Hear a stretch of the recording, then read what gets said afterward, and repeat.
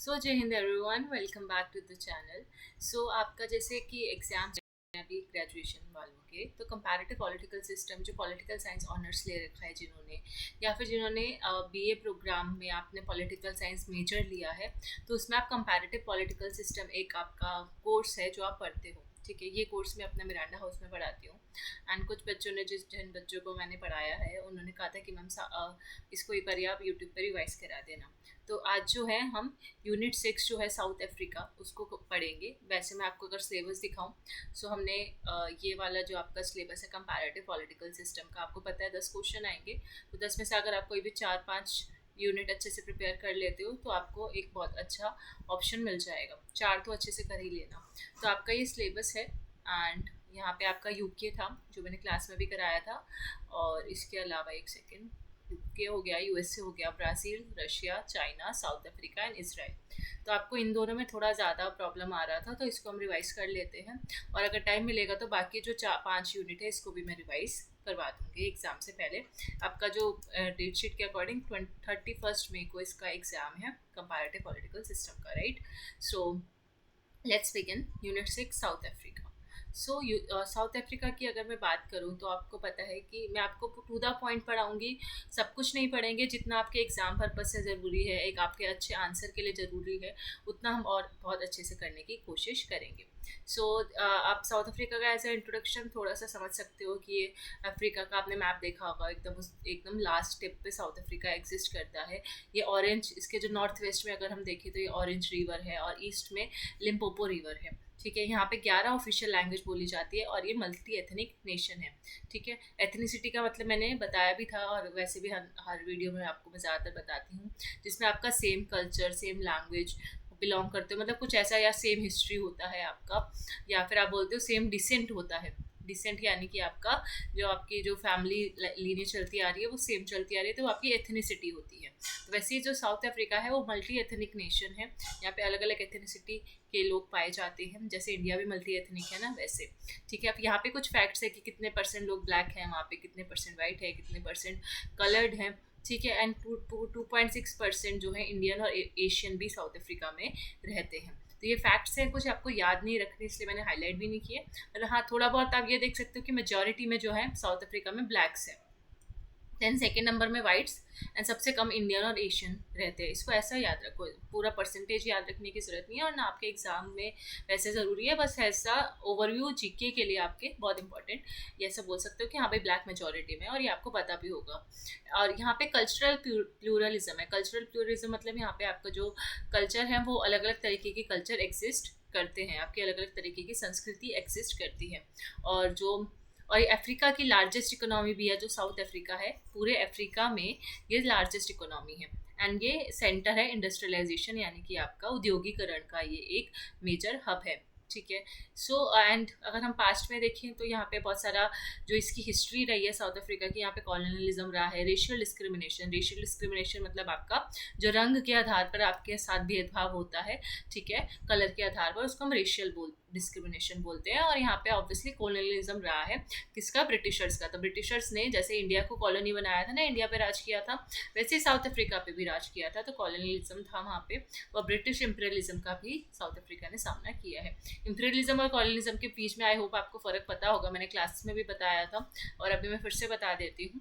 जैसे इंपीरियलिज्म होता है आपका इनडायरेक्ट कंट्रोल होता है, जैसे हम बोलते हैं कि चाइना का है इंडिया पे इंपीरियलिज्म अभी भी है। जब जो चाइना का इनडायरेक्ट कंट्रोल कैसे है, वहाँ के प्रोडक्ट्स हम अभी भी खरीदते हैं।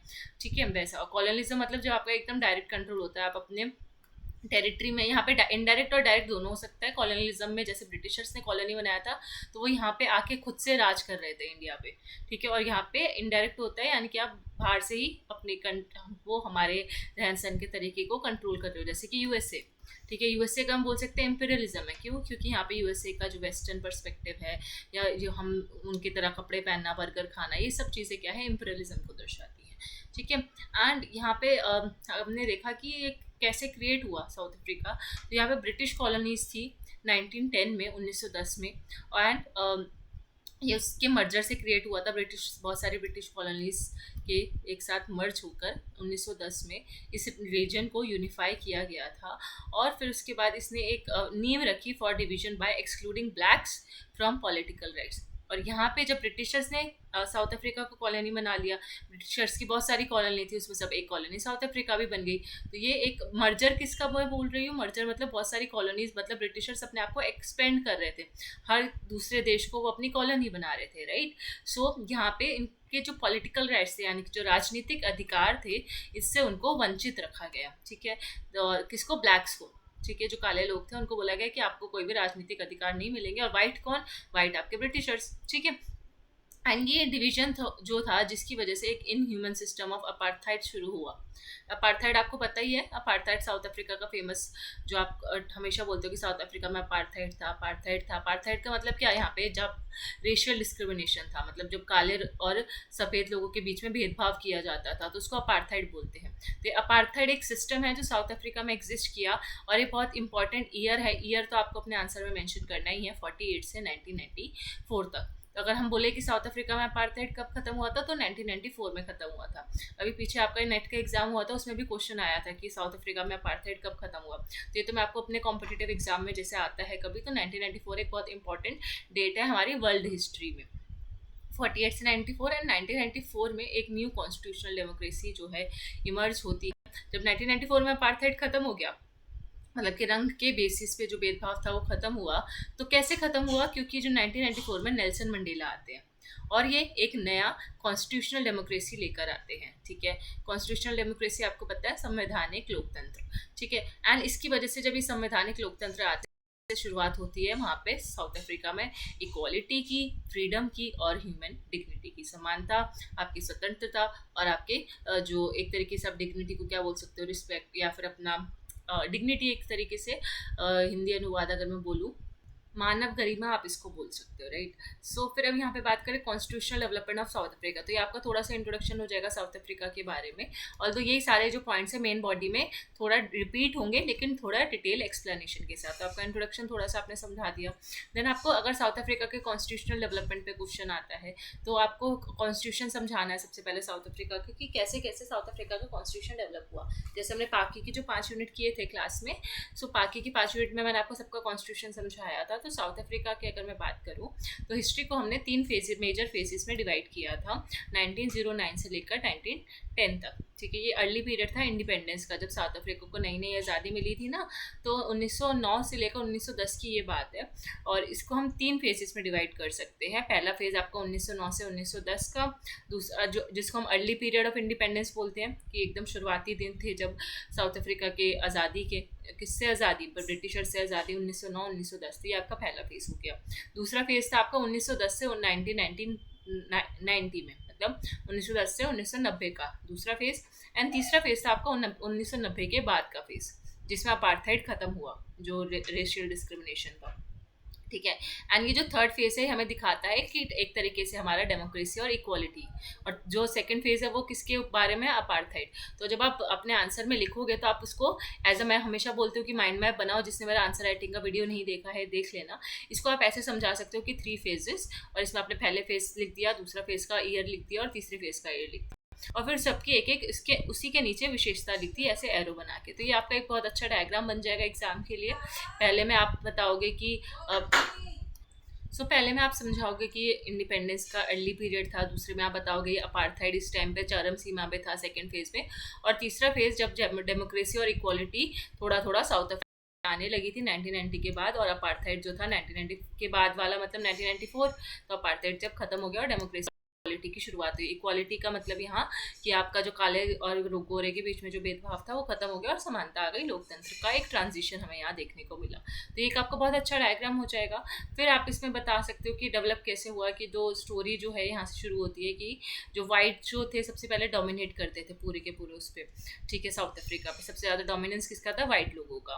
एंड हमें एक वाइट लोगों के डोमिनेंस से हमने ट्रांजिशन आया किस में, इंक्लूसिव और डेमोक्रेटिक नेशन में, ठीक है, कि हमें सबको समावेशी और लोकतांत्रिक हमें अपना एक राज्य बनाना है, ठीक है। तो ये एक ट्रांजिशन हमें की पूरी स्टोरी है कि कैसे जो एक टाइम पे गोरे लोग डोमिनेट किया करते थे हर सिस्टम पे, और कैसे हम एक इंक्लूसिव सोसाइटी की तरफ पहुंचे, तो वो एक स्टोरी हम डिस्कस करेंगे अब। तो इसके लिए ये कोई लीगल प्रोसेस नहीं था कि सिर्फ एक लीगल प्रोसेस हुआ, लॉज बन गए और ये असमानताएं जो थी खत्म हो गई, नहीं, ये बहुत ज़्यादा बड़ी एक संघर्ष था, एक स्ट्रगल थी ह्यूमन डिग्निटी की, फ्रीडम की और इक्वालिटी की। सो लेट्स सी कि क्या क्या चीज़ें हुई। तो सबसे पहले अगर मैं फर्स्ट फेज़ की बात करूँ तो फर्स्ट फेज़ में जो 1909 से 1934 में जो अर्ली कॉन्स्टिट्यूशनल डेवलपमेंट हुई, मतलब इसमें दोनों फेज़ ही आ जाएंगे और एक तरीके से।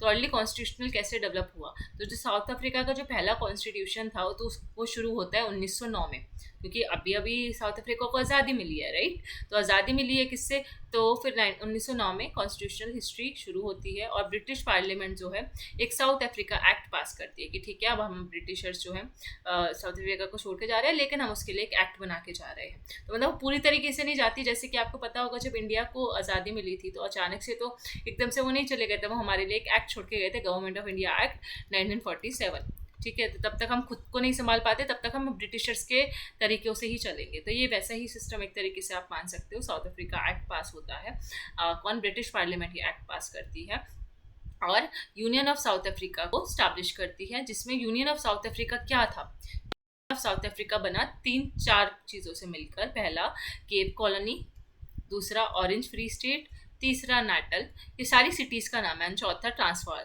तो ट्रांसवाल बहुत इंपॉर्टेंट सिटी है, गांधी जी भी यहाँ गए थे और उन्होंने वो पूरा केस वेस लड़ा था, ठीक है। तो ये 4 सिटी से मिलके बना, जैसे मैंने आपको बताया था ना यूके किससे किससे मिलके बना था, तो वैसे ये 4 सिटी से मिलके बना क्या, यूनियन ऑफ साउथ अफ्रीका, ठीक है। ये आपका कौन सा एक्ट था, साउथ अफ्रीका का एक्ट। तो ये थोड़ा फैक्ट है लेकिन आपको लिखना पड़ेगा आंसर में, ठीक है, थोड़ा समझाने के लिए हिस्टोरिकल बैकग्राउंड में।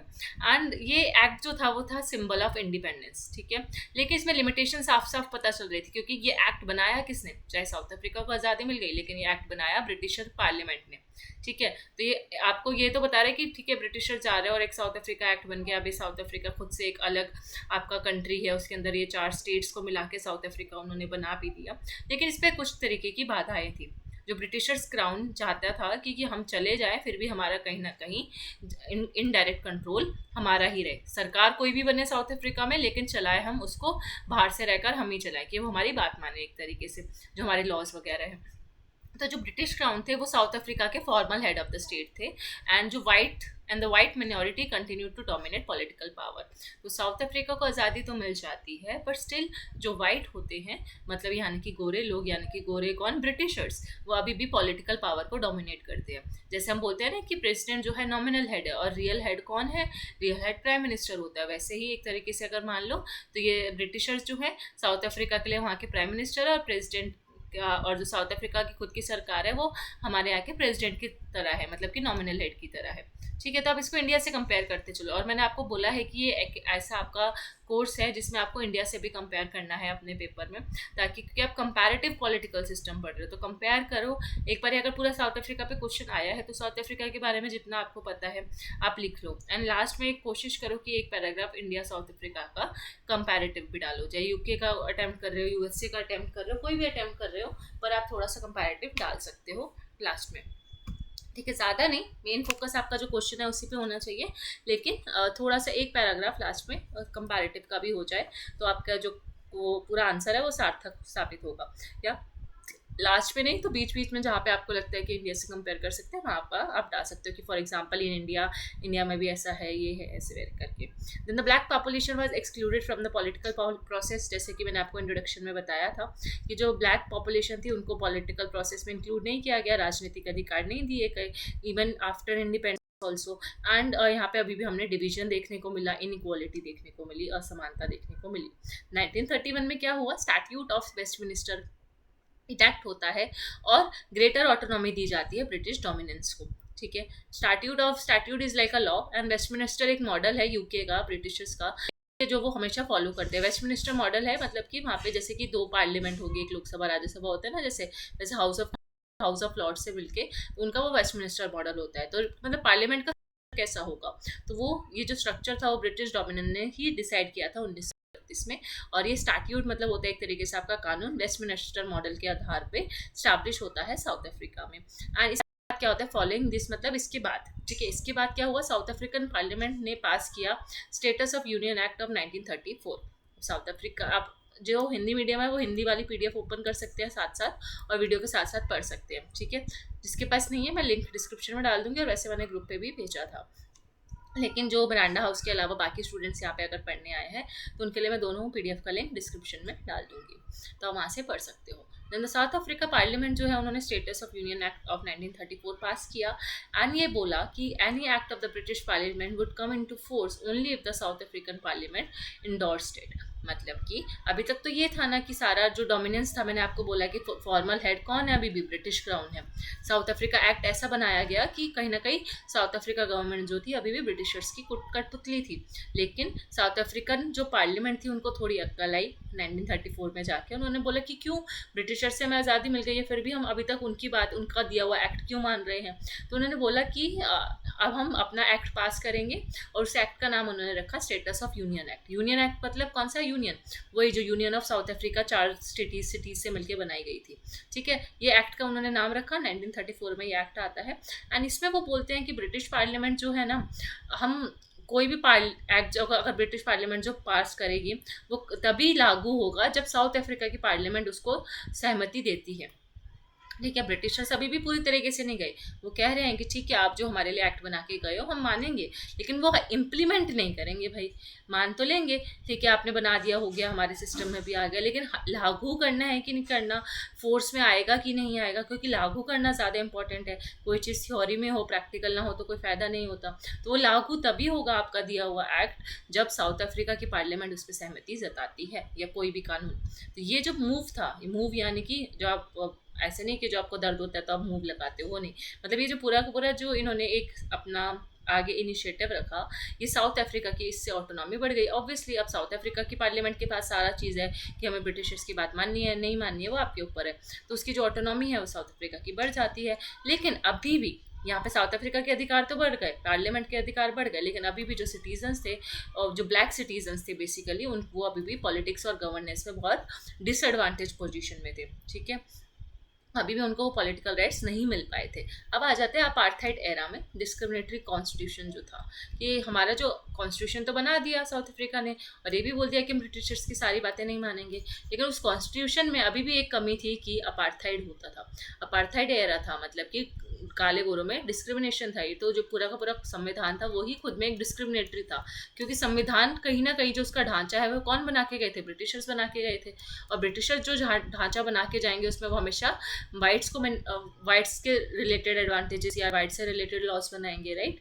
सो 1960 में जो वाइट वोटर्स थे उन्होंने वोट किया कि साउथ अफ्रीका को हम एक रिपब्लिक बनाएंगे इन अ रेफरेंडम। रेफरेंडम क्या होता है, जब डायरेक्ट वोटिंग होती है कि सारे आते हैं और वोट करते हैं, तो it is a type of voting system, direct voting जहाँ होती है।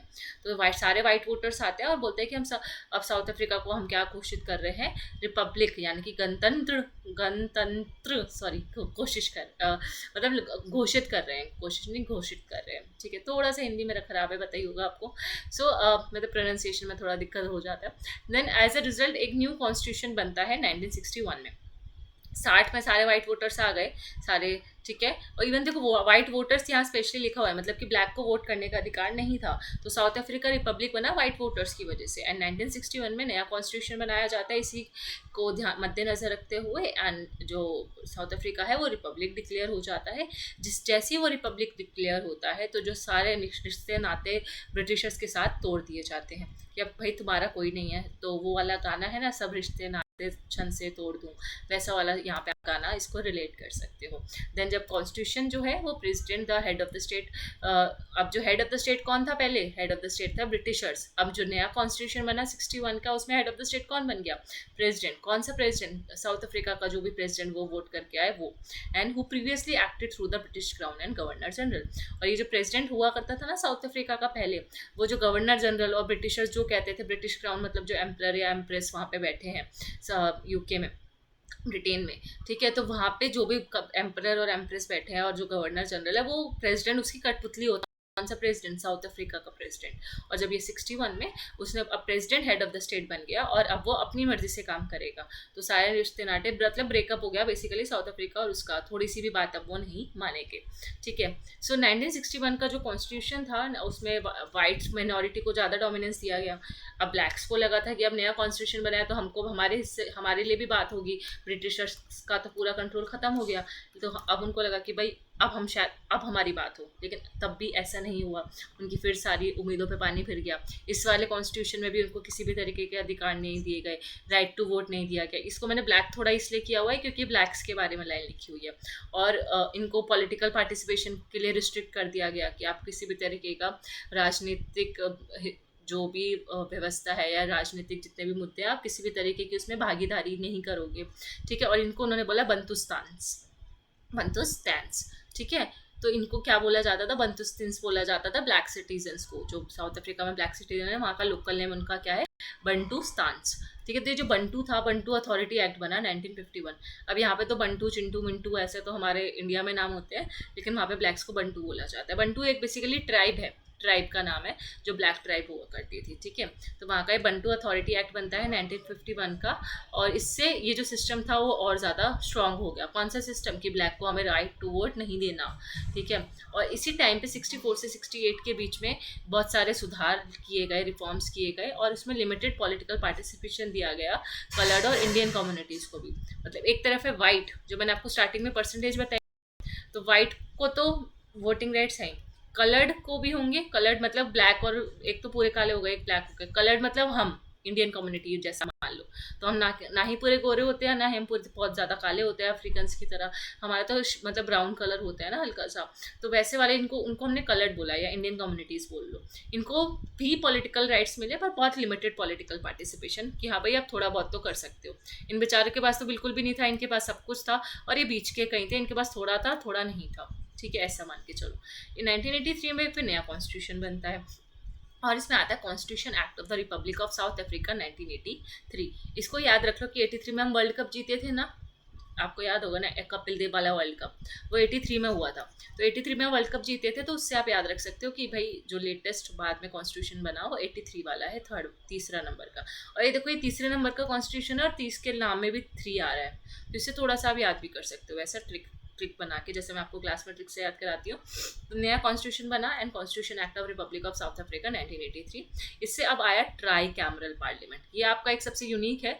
हर जगह हमने जितने भी कंट्रीज पढ़ी, हमने बाई कैमरल पढ़ा या यूनि कैमरल पढ़ा, कि एक ही थी या दो थी, या तो बाई में आपको पता है लोकसभा राज्यसभा जैसे इंडिया में है। तो ये लेकिन यहाँ पे आया ट्राई कैमरल पार्लियामेंट, मतलब 3 स्तर होंगे पार्लियामेंट में, संसद तीन चीज़ों से बन के बनेगी।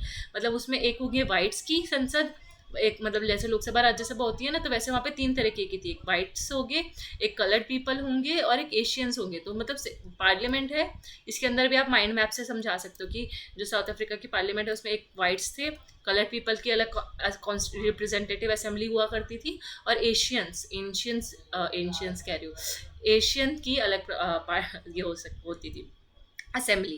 ठीक है, तो इन तीनों की अलग अलग असेंबली थी, इसलिए इसको ट्राई कैमरल पार्लियामेंट, तो जो कि एक यूनिक फीचर है। यहाँ पे आप समझा सकते हो कि इंडिया में जैसे कि बाई कैमरल पार्लियामेंट है, लोकसभा राज्यसभा, वैसे साउथ अफ्रीका में जो डिफरेंस है वो ये कि वहाँ पे ट्राई कलर नहीं, क्या था ये, ट्राई कैमरल पार्लियामेंट है, सॉरी। ठीक है, देन इस जो ये रिफॉर्म थे, इसमें पॉलिटिकल इंक्लूसिवनेस की बात की गई, ब्लैक सिटीजन्स को पूरी तरीके से एक्सक्लूड किया गया। ठीक है, वो क्लेम तो किया गया, मतलब एक होता है ना, जैसे जो हम जब इलेक्शंस वगैरह लड़ते हैं, कोई पार्टी क्लेम तो करती है कि भाई हम समावेशी रहेंगे, सबको इक्वल अधिकार मिलेगा, लेकिन ऐसा असली में नहीं था। ये इन्होंने बोला पॉलिटिकल इंक्लूसिव है। पॉलिटिकल इंक्लूसिव का इनका मतलब क्या था, कि हम वाइट्स के लिए हैं, कलर्ड पीपल को के लिए, और एशियन के लिए हैं, जो एशिया से आए हैं बेसिकली, जो अफ्रीका में, साउथ अफ्रीका में रह रहे हैं। तो इसको इन्होंने बोला कि देखो हमने तीनों को अधिकार दे दिया ना, इसका मतलब हमने समावेशी हो गया, इंक्लूसिव हो गया, हमारी पॉलिटिकली इंक्लूसिव है। लेकिन फिर भी ब्लैक्स को तो वो सिटीजन ही कंसिडर नहीं करते थे, एक तरीके से देखा जाए तो। इसी में वो इंक्लूसिविटी बता रहे हो, ब्लैक सिटीजन्स को फिर से एक्सक्लूड रखा गया 1983 वाले से भी। तो ये भी साउथ अफ्रीका यहाँ पे वर्ल्ड कप में भी चलो हार गया, मतलब साउथ अफ्रीका नहीं, जो ब्लैक थे वो वर्ल्ड कप में भी हार गए बेसिकली, ऐसा याद रखो। तो रेशियन इनइक्वालिटी तो अभी भी थी, और वाइट असेंबली ने अपना जो डोमिनेंस था अभी भी बनाए रखा था। मतलब जो जैसे लोकसभा और राज्यसभा में कौन पावरफुल है, लोकसभा ज़्यादा पावरफुल है ना, ठीक है। तो वैसे ही वहाँ पे ट्राई कैमरल पार्लियामेंट में साउथ अफ्रीका में जो संसद थी, आपकी संसद के अंदर जो 3 आपके हाउसेस थे, ठीक है, असेंबलीज थी, इसमें भी सबसे ज़्यादा पावरफुल वाइट वाली असेंबली हुआ करती थी। बोलने को तो तीनों थे, लेकिन सबसे पावरफुल वाइट थी।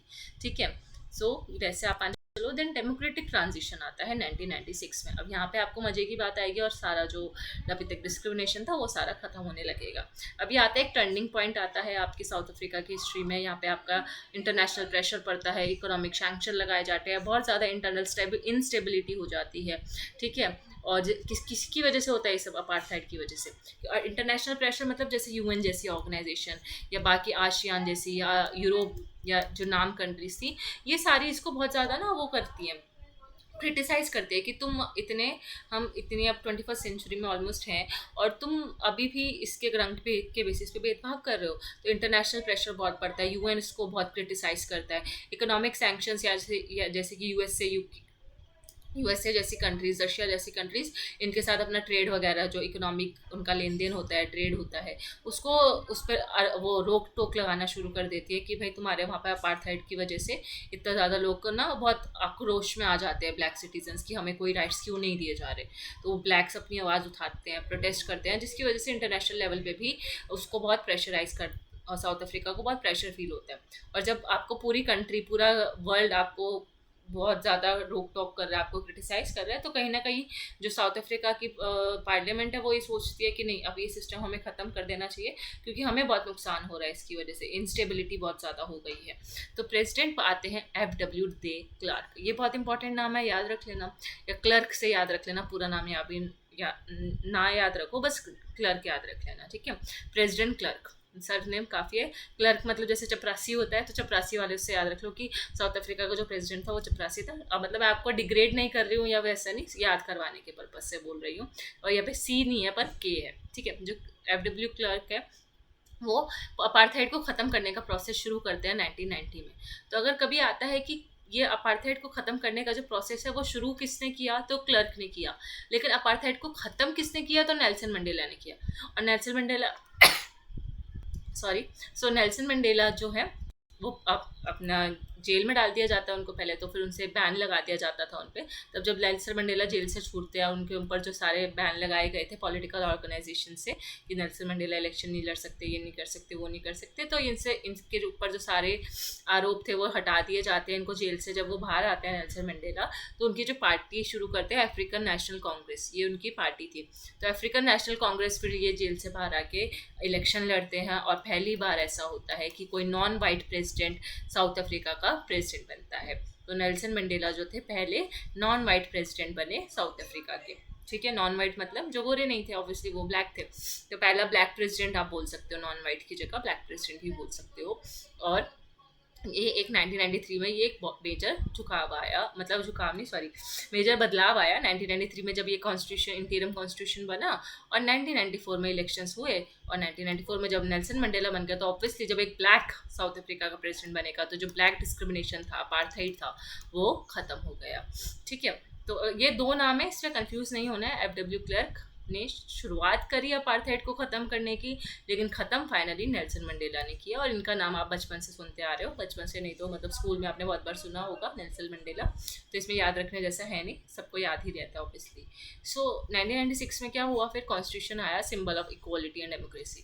तो 1994 में जब मंडेला जी जीत गए, तो उनको भाई कुछ साल तो लगेंगे ना, ऐसे तो है नहीं कि भाई आज मैं इलेक्शन जीती और कल मैंने एक नया संविधान बना दिया, नहीं ना। संविधान बनाने में थोड़ा टाइम लगता है, तो इनको बेचारे को थोड़े 2 साल लगे नया कॉन्स्टिट्यूशन बनाने में, तो क्योंकि उसमें इतने सारे ब्लैक के खिलाफ क्लॉजेस थे, तो सारे क्लॉजेस को हटाना, रिफॉर्म्स लेकर आना, ब्लैक्स के लिए नए कानून लेकर आना, सब कुछ चीज़ें बदलाव करना था उनको, तो पूरे 2 साल लगे। 1996 में नेल्सन मंडेला जो थे एक नए कॉन्स्टिट्यूशन के साथ रेडी थे, और उसमें इस कॉन्स्टिट्यूशन को हम बोलते हैं कि ये सिंबल ऑफ इक्वालिटी और डेमोक्रेसी था। तो जो सही मायने में इक्वालिटी और डेमोक्रेसी आई साउथ अफ्रीका में, वो इसमें आई। 1996 में साउथ अफ्रीका ने अपना करंट कॉन्स्टिट्यूशन अडॉप्ट किया।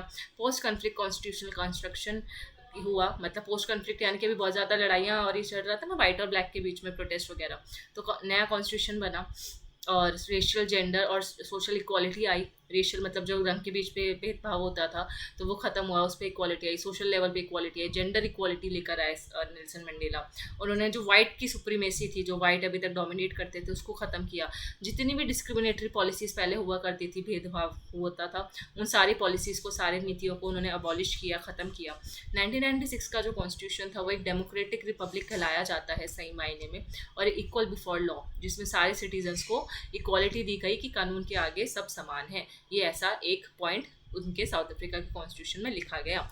और प्रेसिडेंट जो थे, बोला गया कि प्रेसिडेंट जो है हेड ऑफ द स्टेट होंगे और president he head of the government भी होंगे। तो प्रेसिडेंशियल सिस्टम है कहाँ पे? साउथ अफ्रीका में। हमारे यहाँ पे पार्लियामेंट्री सिस्टम है ना, तो वहाँ पे प्रेसिडेंशियल सिस्टम है, क्योंकि जो प्रेसिडेंट है वो हेड ऑफ द स्टेट भी है और president he head of the government भी है। यहाँ पे हेड ऑफ द गवर्नमेंट कौन होता है? पीएम होता है, लेकिन वहाँ पे हेड ऑफ द स्टेट और हेड ऑफ द गवर्नमेंट दोनों ही प्रेसिडेंट होते हैं। ठीक है, ये क्लियर डिवीजन ऑफ पावर था पार्लियामेंट के बीच में, जुडिशरी और एक्सिक्यूटिव के बीच में। तो यहाँ पे हमने फेडरलिज्म भी देखा कि पार्लियामेंट, जुडिशरी और एक्सिक्यूटिव में एक तरीके से डिवीजन ऑफ पावर किया गया 1996 के कॉन्स्टिट्यूशन में। अब 1996 के बाद क्या हुआ? तो ये बताया गया है कि 1996 के बाद अभी तक जो साउथ अफ्रीका का कॉन्स्टिट्यूशन है वो कम से कम 16 बार अमेंड हो चुका है। तो ये एक इंपॉर्टेंट फैक्ट है, याद कर सकते हो, 16 बार अमेंड हुआ है। यहाँ पे देखो 6 आ रहा है ना, इसमें एक और ये 6, 2 बारी 9 है तो 9 9 आपस में कट गया। जैसे 9 9 है ना, 2 बारी 9 है तो ये 9 9 आपस में कट गया, और क्या बचा? 1 और 6। तो 1 और 6 बचा, तो यानी कि 16 बार ये कॉन्स्टिट्यूशन अमेंड हुआ है।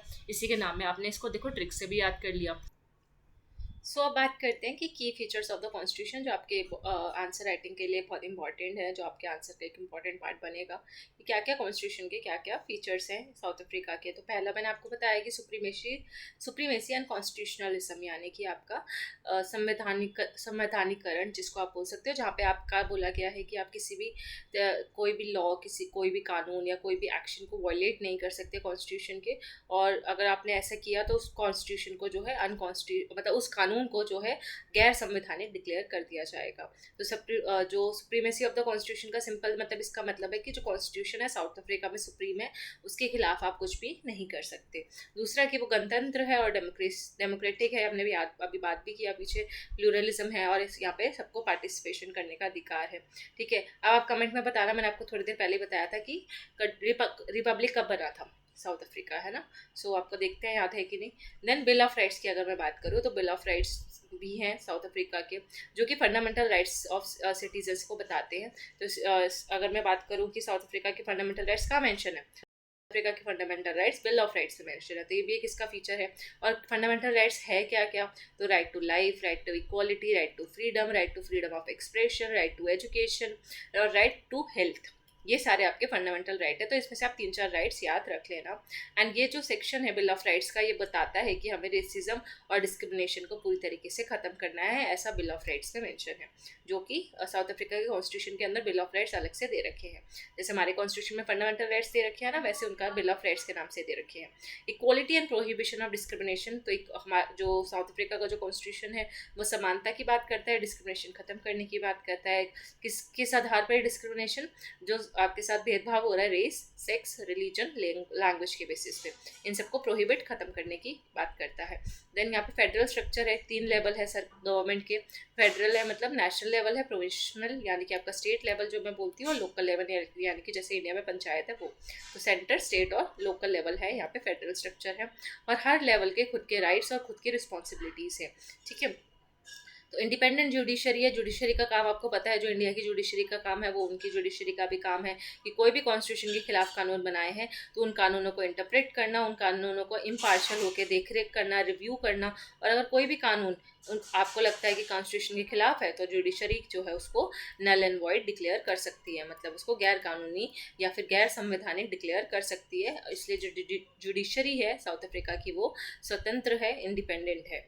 ठीक है, फिर जो 7th है इसका कि 11 ऑफिशियल लैंग्वेज हैं और इनको हमने सारे कल्चरल कम्युनिटीज़ को प्रोटेक्ट करने की बात की है। तो मतलब लिंग्विस्टिक राइट्स है, लिंग्विस्टिक राइट मतलब आपके लैंग्वेज के आधार पर 11 ऑफिशियल लैंग्वेजेस दे रखी हैं। एंड कल्चरल राइट्स मतलब आपके कल्चरल राइट्स को भी किया जाता है, प्रमोट किया जाता है। इसका मतलब यहाँ पे डाइवर्सिटी की रिस्पेक्ट होती है। ठीक है, एंड जैसे यूनिटी इन डाइवर्सिटी वाला है वैसे सोशियो इकोनॉमिक राइट्स है इसमें। सोशियो इकोनॉमिक राइट्स में आपके हाउसिंग के rights, health care, education, water, food और स्टैंडर्ड ऑफ लिविंग, ये सारे आपके ये सामाजिक और आर्थिक अधिकार भी हमारे साउथ अफ्रीका के कॉन्स्टिट्यूशन में दिए गए हैं। अब मैं सोशल डायमेंशन की बात करूँ साउथ अफ्रीकन पॉलिटिक्स में, तो जो सोशल डायमेंशन है मतलब कि जो सामाजिक कारक आप बोल सकते हो कि, तो उसमें आपको साउथ अफ्रीका जो है वो 4 मेजर ग्रुप्स में बटा हुआ है, जो हमने इंट्रोडक्शन में भी बात की थी। एक तरफ है ब्लैक अफ्रीकन्स, दूसरी तरफ है आपके, दूसरी तरफ नहीं मतलब वहीं उसी में वाइट्स, फिर कलर्ड्स और फिर एशियन। ठीक है, कलर्ड होते हैं मतलब कि बेसिकली ब्राउन स्किन या फिर आप थोड़ा सा अलग स्किन होती हैं जिनके जो ज़्यादा बहुत गोरे नहीं है। गोरे यहाँ पे स्पेसिफिकली ब्रिटिशर्स को ही बोला गया है बेसिकली। ठीक है, तो ब्रिटिशर्स को छोड़ के जो बाकी गोरे लोग हैं वो कलर्ड बोला गया है। और एशियंस मतलब जैसे कि हमारे जो इंडिया है या जो एशिया से बिलोंग करते हैं वो। ठीक है, तो आई होप आपको समझ आ गया होगा कि कलर्ड और वाइट में क्या डिफरेंस मैंने आपको बार बार मैं बोल रही थी तो क्या है। देन आपका रेशियल में सोशल डायमेंशन अगर आपका क्वेश्चन में आता है, देखो कॉन्स्टिट्यूशनल आ सकता है, पार्टी सिस्टम आ सकता है, इलेक्टोरल सिस्टम आ सकता है आपके क्वेश्चन में, और ये सोशल या इकोनॉमिक डायमेंशन पूछ सकता है। तो सोशल डायमेंशन को ज़्यादा नहीं है, एक तो रेशियल इनइक्वालिटी और इम्पैक्ट ऑफ अपार्थाइड, वही जो हमने पूरी कहानी पढ़ी वही है। देन एजुकेशन और मोबिलिटी की बात है, तो एजुकेशन और इसमें अभी भी चैलेंजेस है सोसाइटी के लेवल पे अगर मैं देखूं तो रेशियल इनइक्वालिटी अभी भी साउथ अफ्रीका में एग्जिस्ट करती है। अगर आप मैं बोल दूं कि हमारे इंडिया में कास्ट डिस्क्रिमिनेशन जो है ख़त्म हो गया है। ठीक है, अब हम क्योंकि हमारे आर्टिकल में लिखा है कि no discrimination on the basis of caste, class, colour. ठीक है, अब कॉन्स्टिट्यूशन में तो है, लेकिन क्या सच्ची में हम आज भी कास्ट के बेसिस पे भेदभाव नहीं करते हैं। ठीक है, तो कि भाई ये इस कास्ट का है, ये इस कास्ट का है, हमें यहाँ शादी नहीं करनी, ये छोटी कास्ट है, बड़ी कास्ट है, वट एवर। तो लेकिन थ्योरी में तो हो गया है, नेल्सन मंडेला जी ने किया था सब रेशियल इनइक्वालिटी को ख़त्म करने की कोशिश। लेकिन सोशल डायमेंशन की अगर मैं बात करूँ तो समाज में अभी भी रेशियल इनइक्वालिटी एग्जिस्ट करती है। तो ये मैं आपको करंट वाले बता रही हूँ कि अभी कंटेम्प्रेरी सोसाइटी सोशल डायमेंशन कैसे है। वैसे अगर मैं बात करूँ एजुकेशन और सोशल मोबिलिटी की, तो जो वाइट्स जो है ना वो ज़्यादातर कहाँ रहते हैं, अर्बन एरिया में रहते हैं, और जो ब्लैक्स है वो ज़्यादातर कहाँ रहते हैं, रूरल एरियाज में रहते हैं, क्षेत्रों में रहते हैं। ऐसा नहीं है कि जो रूरल एरियाज तो इंडिया में है वहाँ पे भी है। ठीक है, गांव जैसे इलाके या छोटे इलाके आप बोल सकते हो, अर्बन है और ब्लैक्स, अर्बन वाइट के लिए। और यहाँ पे अगर ऑब्वियसली जो अर्बन वाइट्स हैं वहाँ पे उनके लिए क्या है, ज़्यादा अच्छे एजुकेशन सिस्टम है, ज़्यादा हाई क्वालिटी एजुकेशन मिलती है। वेरएज जो ब्लैक्स हैं वो रूरल एरियाज में ज़्यादातर ब्लैक्स रहते हैं, तो उनके लिए लो क्वालिटी एजुकेशन है ना। सोशल इंटीग्रेशन और आइडेंटिटी की बात करूँ तो अभी भी समाज ने उनको पूरी तरीके से एक्सेप्ट नहीं किया, इंटीग्रेट नहीं किया है पूरी तरीके से। उनको जो अभी उनकी पहचान मिलनी चाहिए थी ना ब्लैक्स को, वो अभी तक नहीं मिली है। अभी भी उनको अपनी पहचान बनाने के लिए संघर्ष करना पड़ता है। ठीक है, एंड पार्टीज जैसे अफ्रीकन नेशनल कांग्रेस जो पार्टी है वो कोशिश करती है हमेशा कि मल्टी रेशियल इंक्लूजन वो करे, सोशल इनक्वालिटी को ख़त्म करे, रेशियल टेंशन्स को वो ख़त्म करे। लेकिन फिर भी सोशल इनक्वालिटी और रेशियल टेंशन्स जो है अभी भी पॉलिटिक्स को इन्फ्लुएंस करती है, अभी भी इनके साथ भेदभाव होता है। ठीक है, इकोनॉमिक डायमेंशंस की मैं बात करूँ, आर्थिक कारक क्या क्या हैं जो साउथ अफ्रीका में, तो इकोनॉमिक लेवल पे इनइक्वालिटी है, गरीबी है। अर्बन एरियाज़ में ज़्यादा अच्छी मतलब इकोनॉमिक लेवल पे ज़्यादा अच्छे हैं अर्बन एरियाज़, आर्थिक स्थिति उनकी अच्छी है। वेर जो रूरल एरियाज़ में जो ब्लैक हैं, जो मेजॉरिटी में है, उनकी स्थिति अभी भी गरीबी और अनएम्प्लॉयमेंट की है। तो ये इकोनॉमिक फैक्टर भी हो गया और सोशल फैक्टर भी इसी से आप कनेक्ट कर सकते हो। एक अनएम्प्लॉयमेंट है और डी इंडस्ट्रियलाइजेशन है। तो अभी भी जो प्रॉब्लम है वो एग्जिस्ट करती है ब्लैक यूथ की। ठीक है, ब्लैक यूथ के लिए बहुत ज़्यादा प्रॉब्लमेटिक है। ठीक है, उनके लिए जो अभी भी अपार्थाइड के टाइम पे जो इकोनॉमी थी वो माइनिंग और एग्रीकल्चर पे बेस्ड थी, और जो ब्लैक वर्कर्स हुआ करते थे उनको हमेशा लो पेड जॉब्स मिलती थी। अभी भी वैसा ही वहाँ सिस्टम थोड़ा एग्जिस्ट करता है, ऐसा नहीं है कि सारे, पर कुछ हद तक करता है। ठीक है, मान लो अगर 80% सुधार आया है या 70% आया है, तो अभी 30% अभी भी ऐसे हैं जो ब्लैक वर्कर्स को ज़्यादातर लो पेड जॉब्स में देखने को मिलेंगे आपको।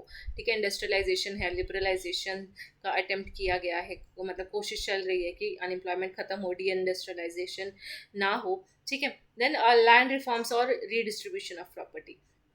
तो जो ज़्यादातर जो मेजॉरिटी ऑफ लैंड है वो वाइट मिनॉरिटी के पास है। तो ज़्यादातर जो इतना सारा जो आपका ज़मीन का जो एरिया है, ठीक है, जो प्रॉपर्टी है, अभी भी वहाँ पे जो प्रॉपर्टी सबसे ज़्यादा किसके पास है, वाइट मिनॉरिटी के पास। ठीक है, जो है वो मिनॉरिटी में है, लेकिन सबसे ज़्यादा पैसा उन्हीं के पास है। जैसे हम बोलते हैं ना कि कुछ लोग हैं जो बहुत से टाटा अंबानी वगैरह, उनके पास इंडिया के आधा से ज़्यादा पैसा है, जो बड़े बड़े नाम हैं हमारे देश में। ठीक है, तो वैसे ही वहाँ पे भी है। And access to land for black communities, अभी भी ब्लैक कम्युनिटीज़ के पास वो मेजॉरिटी में है, पर लैंड का एक्सेस अभी भी बहुत कम है उनके पास, उनकी खुद की ज़मीन बहुत कम है। इकोनॉमिक जस्टिस और सोशल स्टेबिलिटी की अभी भी वहाँ ज़रूरत है। इकोनॉमिक एम्पावरमेंट पॉलिसीज लेकर आई गई हैं, जिसको हमने एक पॉलिसी का अगर मैं नाम बताऊँ तो ब्लैक इकोनॉमिक एम्पावरमेंट, BEE, ये एक पॉलिसी है साउथ अफ्रीका की। तो ये पॉलिसी इसलिए लाई गई थी कि बेसिकली रेशियल इकोनॉमिक इनक्वालिटी को कम करने के लिए, मतलब जो आप रंग के बेसिस पे जो भेदभाव करते हो ना, और उसकी वजह से आप बोलते हो कि जो वही वाइट है वो ज़्यादा अमीर हो गए हैं और जो ब्लैक है वो गरीब है। क्यों है ऐसा? क्योंकि उनको इकोनॉमिक अपॉर्चुनिटीज़ नहीं मिल रही हैं चाहिए थी। इनको तो बहुत अच्छी खासी जॉब्स मिल जाती हैं, पर इनको छोटी मोटी जॉब ही मिलती है, कोई होटल में वेटर या कुछ। अगर ये जाएंगे भी, ज़्यादा पढ़े लिखे भी होंगे तब भी, एक तो पढ़ाई लिखाई मैंने आपको बताया कि जैसे इनके पास लो क्वालिटी एजुकेशन मिलेगी। अगर लो क्वालिटी एजुकेशन होगी तो ऑब्वियसली जॉब भी वैसी लो क्वालिटी मिलेगी। और एक कोई बच्चा अगर अच्छा पढ़ भी गया, अच्छा हाई क्वालिटी एजुकेशन मिल भी गई, तो फिर भी उसको जॉब के आते ही, मतलब अगर जॉब लेना होगा तो उसको नहीं मिल पाएगी क्योंकि वो ब्लैक है। तो इकोनॉमिक एम्पावरमेंट पॉलिसीज़ ने कोशिश की है कि ये जो इकोनॉमिक इनइक्वालिटी है रेस के आधार पर, वो कम हो। ये पॉलिसीज़ जो है ब्लैक एंटरप्रेन्योर्स की बात करती हैं कि ब्लैक एंटरप्रेन्योर्स को और ज़्यादा सशक्तिकरण करने की बात करती हैं कि ज़्यादा से ज़्यादा जो ब्लैक्स हैं वो स्टार्टअप खोलें, बिजनेसेस करें, इकोनॉमिक अपॉर्चुनिटीज़ खुद के लिए वो खुद जनरेट करें, कि उनको दूसरों पर निर्भर ना रहना पड़े। अगर कोई बॉस है वो वाइट है तो वो क्यों चाहेगा कि मैं ब्लैक जो है वो उसको वो नौकरी दे, वो अपने अपने ही लोगों वाइट्स को देगा। तो इसलिए कोशिश की गई है जो ब्लैक्स है वो तुम भाई खुद का बिजनेस खोलो, तुम अपने लोगों को खुद से इकोनॉमिक अपॉर्चुनिटी जनरेट करो। तो स्टार्टअप पे ज़्यादा फोकस किया गया है। और तो यहाँ पे चैलेंजेस हैं, चैलेंजेस आपको आई होप सारे पता चल गए होंगे जो मैंने अभी तक कहानी बताई, क्या क्या चैलेंज हो सकते हैं। बस याद नहीं रखना एक एक पॉइंट, जैसे आप ऐसा लिख लेना, इसको समझाना नहीं है इन सबको कि क्या है इनका मतलब, नहीं। वो बस आपको ऐसे लिखोगे चैलेंजेस आंसर में, इसके नीचे आप ऐसे करके या फिर 1 2 3 4 करके चैलेंजेस के बस नाम नाम लिख दो, ठीक है। या फिर ऐसे भी कर सकते हो, या फिर माइंड मैप ऐसे बीच में चैलेंजेस लिखा जैसे मैं आपको बताती हूँ, और यहाँ पे आपने 4 चैलेंजेस ऐसे करके बता दिए। पहला चैलेंज इकोनॉमिक इनइक्वालिटी है, एजुकेशन और स्किल डेवलपमेंट की कमी है, लैंड और रिसोर्स डिस्ट्रीब्यूशन एक चैलेंज है, करप्शन एक चैलेंज है। तो ये ऐसे 4 आपने बताए और आपका आधा पेज भी भर जाएगा और आपका देखो पॉइंट्स भी कंप्लीट हो जाएंगे। देन आ जाते हैं पार्टी सिस्टम, जो सेकंड मोस्ट इंपॉर्टेंट पार्ट है आपके इस यूनिट का। एक कॉन्स्टिट्यूशन है, एक पार्टी सिस्टम है और एक इलेक्टोरल सिस्टम है। तो यहाँ पे जो पार्टी सिस्टम है वो मल्टी पार्टी सिस्टम है। और यहाँ पे जब अपार्थाइड खत्म हो गया था, अपार्थाइड कब खत्म हुआ? 1994 में, नेल्सन मंडेला जी के आने के बाद। तो डेमोक्रेसी वापस आ गई, लोकतंत्र को रिस्टोर किया गया और यहाँ पे इमर्ज हुआ मल्टी पार्टी सिस्टम। अगर मैं बात करूँ शुरुआती दिनों में जो अगर पार्टी सिस्टम कैसा था, तो अगर मैं साउथ अफ्रीका की हिस्ट्री की बात करूँ, जब अपार्थाइड हुआ करता था, जब अपार्थाइड एरा था, ठीक है, जब अपार्थाइड ख़त्म नहीं हुआ था, जो भेदभाव है रंग के आधार पर, तो जो वाइट माइनॉरिटी थी उनको पॉलिटिकल रिप्रेजेंटेशन दिया जाता था। साउथ अफ्रीका यूनियन जो थी 1910 में जो बनाई गई थी, वो वाइट डोमिनेटेड पार्टी ही उसको रूल करती थी। साउथ अफ्रीका यूनियन को थी ना, मैंने आपको बताया ना 4 सिटीज़ से मिलकर जो मैंने बनाया था, ट्रांसवाल, नेटल और 2 और थी मैंने आपको, ठीक है। तो इससे मिलकर जो 1910 में बनाया था ना, किसने बनाया था? ये ब्रिटिशर्स ने बनाया था ये यूनियन, ये 4 सिटीज़ से मिला के। तो कब बनाया था? 1910 में। तो ये जो सिस्टम था, इसको इसको कौन डोमिनेट करते थे? वाइट डोमिनेट करते थे। उससे जो वाइट डोमिनेट करते थे उसमें 2 पार्टीज थी मेजर उस टाइम पे, नेशनल पार्टी थी और एक यूनाइटेड पार्टी थी, ठीक है। तो आप ऐसा मानो कि 1910 जब अपार्थाइड था, अभी काले गोरे का भेदभाव खत्म नहीं हुआ था, नेल्सन मंडेला जी नहीं आए थे, उससे पहले 1910 की अगर मैं बात करूँ, जब ब्रिटिशर्स ने इंडिपेंडेंस मिला साउथ अफ्रीका को, तो 2 पार्टी थी, ठीक है। तो कौन कौन सी थी? नेशनल पार्टी और एक यूनाइटेड पार्टी, एनपी और यूपी। यूपी उत्तर प्रदेश नहीं, यूनाइटेड पार्टी। और ये दोनों ही वाइट्स की पार्टी थी, वाइट डोमिनेटेड थी, ठीक है। अपार्थाइड पॉलिसीज जो थी वो फॉर्मली इम्प्लीमेंट की गई कब? जब नेशनल पार्टी पावर में आती है 1948 में, ठीक है। अपार्थाइड पॉलिसी मतलब एंटी अपार्थाइड नहीं लिखा, ध्यान से पढ़ो। अपार्थाइड मतलब कि जो उनके साथ भेदभाव उनको करना है कि ब्लैक को हम वोटिंग राइट्स नहीं देंगे, ब्लैक्स ये नहीं कर सकते, ब्लैक वो नहीं कर सकते, ब्लैक पॉलिटिकल पार्टिसिपेशन नहीं कर सकते। तो ये अलग से कानून में लिखा हुआ था। ऐसा नहीं है कि वो सिर्फ बोल रहे हैं कि नहीं कर सकते, वो लिखा हुआ था कानून में। तो ये नीतियां बनाई गई थी जानबूझ के, अपार्थाइड पॉलिसीज ये नेशनल पार्टी ने बनाई थी। जब इन दोनों के बीच में इलेक्शन हुए और नेशनल पार्टी जीत गई, तो उन्होंने अपार्थाइड नीतियाँ अपनाई। 1948 की मैं बात कर रही हूँ। और जो अपार्थाइड खत्म तो 1994 में हुआ है। अब नॉन वाइट पॉपुलेशन जो इतनी भी थी, यहाँ पे सिर्फ बोला गया कि जो वाइट्स है वही रूल करेंगे। नॉन वाइट में सारे आ गए, एशियन एंशियन भी आ गए और ब्लैक्स भी आ गए, कलर्ड भी आ गए, बाकी सब आ गए। ठीक है, तो इनको पॉलिटिकल प्रोसेस में पार्टिसिपेट करने नहीं दिया जाएगा। 60s और 70s में दो पार्टी और इमर्ज होती है, अफ्रीकन नेशनल कांग्रेस और पैन अफ्रीकन कांग्रेस।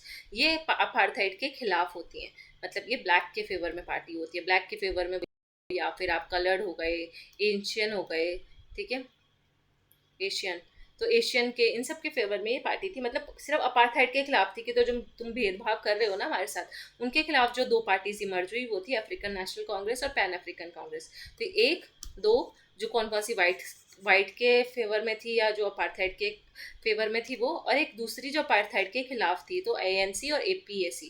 तो इनके चारों के नाम याद रखना, क्योंकि पार्टी सिस्टम अगर आपको समझाना होगा तो एटलीस्ट आपको पार्टी के नाम तो पता होने चाहिए अगर आप ये यूनिट करके जा रहे हो तो पहला मल्टी रेशियल इलेक्शन हुआ 1994 में, या मैंने आपको डिस्कस हो गया, नहीं करना दोबारा।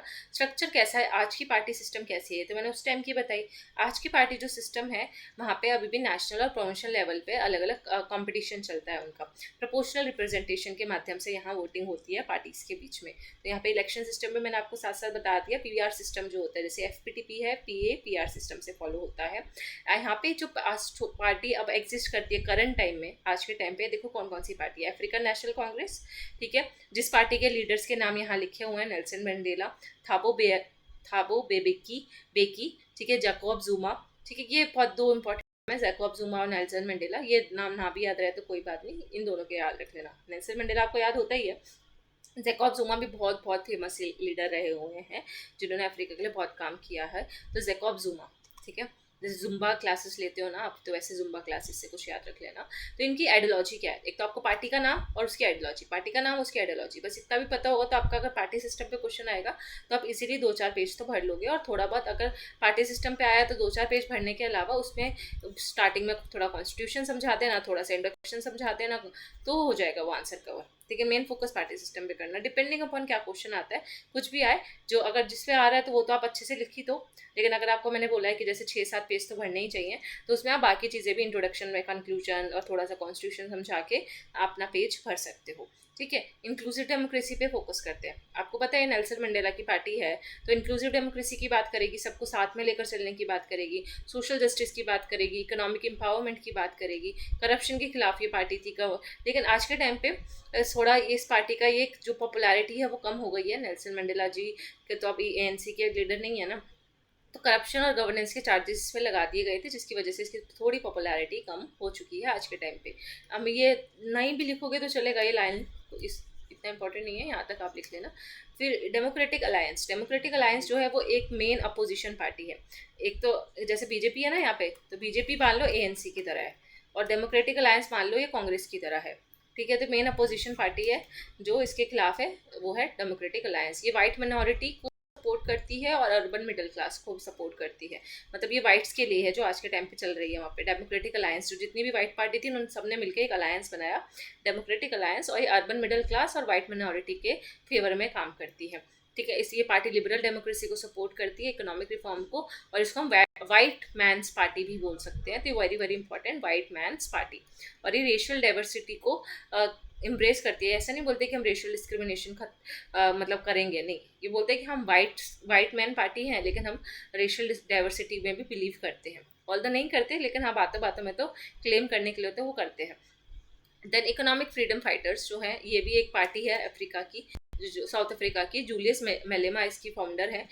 लेफ्ट विंग की पार्टी है, जैसे लेफ्ट विंग, जैसे हमारे यहाँ पे कांग्रेस लेफ्ट विंग पार्टी है ना, वैसे ही। देन एग्रेसिव पॉलिसीज है इसकी, ये लैंड रिफॉर्म पे बात करती है, इकोनॉमिक रीडिस्ट्रीब्यूशन पे, सोशल जस्टिस पे।